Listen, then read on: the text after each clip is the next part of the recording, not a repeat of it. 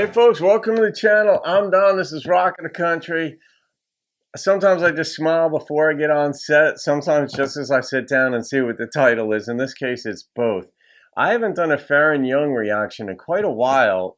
And Eliyahs Romans, shout out to you. Eliyahs made a gift to the channel for me to do this one. And, the folks who are making gifts for me to do, I call them gift reactions, but just helping keep traditional country alive and going. And it never died. It's just Nashville kind of took front and center. But the underpinnings of Nashville country are partly rock, but they're really oriented in traditional country. It just morphed into something that many people don't recognize, like rap country and all that kind of stuff. And that's got its place for some folks. But here's my theory on this, because I know it's the way I took into traditional country, is Nashville country is sort of like the halfway house between like rock or rap in some cases or other genres of music.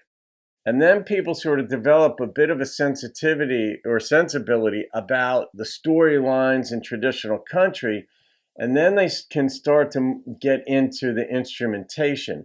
Once the instrumentation, including pedal, dobro, banjo, all that gets in your soul, it doesn't leave. And so, Eliyahs, thank you for this request, because Faron is an old timer. And the yellow bandana, I don't know what that is. Tie a yellow ribbon around the old oak tree. That was who was that? Captain and Tennille or somebody way back in the day? I don't know what this is about at all, so we're going to find out. Yeah, I've done, 3 or 4 of Faron's reactions, and he's the real deal. Here we go. This is the story of a yellow bandana, a handsome young soldier, and a girl named Rosanna. Away out west in the wilds of New Mexico, there lived a girl and a soldier who loved her so. And every night neath the full crimson moon above, this brave young soldier would pledge her his love. And he gave Rosanna his yellow bandana to wear in her hair till he's with her once more.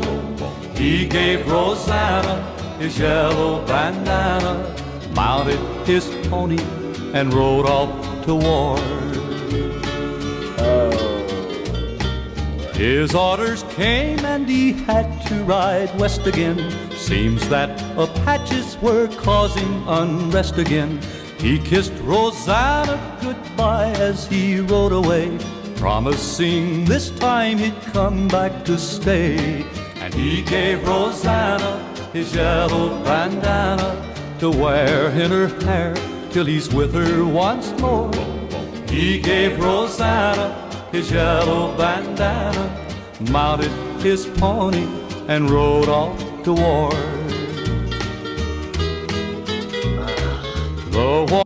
Here in the song, you're like, where's it going? Does it come home or does it get killed? And I mean, the likelihood is in the song he probably gets killed, but he might not. There could be a pleasant twist in this one. And that's what I love about narrative development. Good storytelling leaves you hanging, wanting more. Where are we going? The suspense is killing me type deal.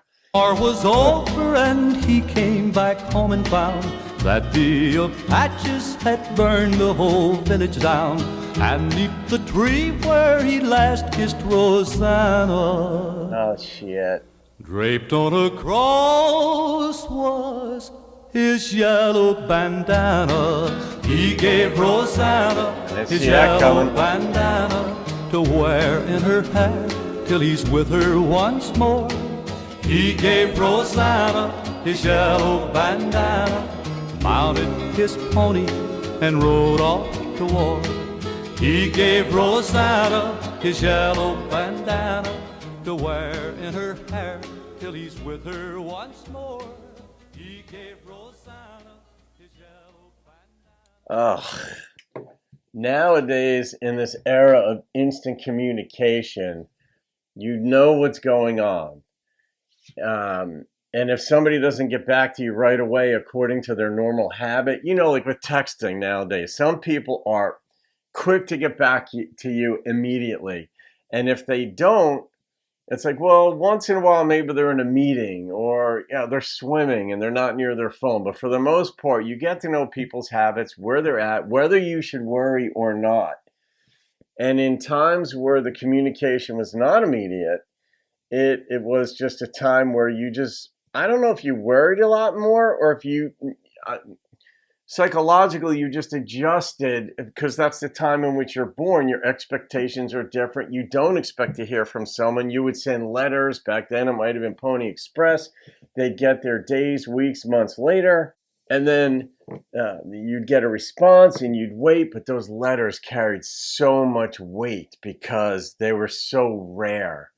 And that was part of the psychological adjustment that you would make. But you would like, oh, is she still there? Did she meet somebody while I'm away? She's wondering, did he die? Did he meet somebody? What? You just didn't know because you didn't get those cues from instant communication. There's talk of colonizing Mars. I wrote about a little bit of that in my book on personality types, because if we now have the means kind of getting to Mars, can we sustain life there with oxygen, water, food, and all this stuff? But one of the fundamental problems is that Mars is on average roughly, I think it's like 20 minutes at the speed of light to communicate. And so radio waves that are necessary, they travel at the speed of light. It would take 20 minutes to get there. Well, actually, I think it's 13 on average. In any case, 13 minutes to get a message to Mars, and then 13 minutes back. So emergency care is going to be rare, but communication is going to be somewhat of a problem. So that has to be accounted for because we're used to immediate communication. But now think about what it was like at the time this was written, or the song, the time in which it took place, and you're like, God, it's so different from the way we live. Human beings, there's no difference in my estimation. Humanity just doesn't change, right? The means, the fashions, automobiles versus horses, and then now we've got drones. Are they going to carry us around? All things like that change. The heart, the mind, it doesn't change that much. We want love, we want safety, kind of peace of mind, and hopefully somebody to spend life with. But to come back and see that she was killed, and in the context of the song, they made the Apaches look like the bad guys, and it was in vogue, and sociologically or just worldwide, like they say, history is told by the victors, not necessarily those that are right, but it's also not necessarily told by those who are wrong. But those of us who root for the underdog. And a lot of people do, in sports or whatever you have, you could root for the underdog. You get tired of seeing the same team win year after year after year after year. But in a sense, that can be imported into your mindset toward like the U.S. government and the American Indians and how things played out. But the way any geography has played out in mankind's history, it has been, geography is won by war and violence. That's what we are as human beings. We try to be civil most of the time, but there are times of conflict that get really, really ugly, and we make up for our civility by killing. And in any case, that said, this was one of these songs where Faron can just sing a song, stay in the pocket. It seems like it would be a simple song, but narratively, it's a movie in 2.5 minutes. So, all right, I didn't see that twist coming. You heard my thoughts in the middle of it. It could go one way or another, and it went a third way. That's good songwriting. The number that popped into my head is an 8.9.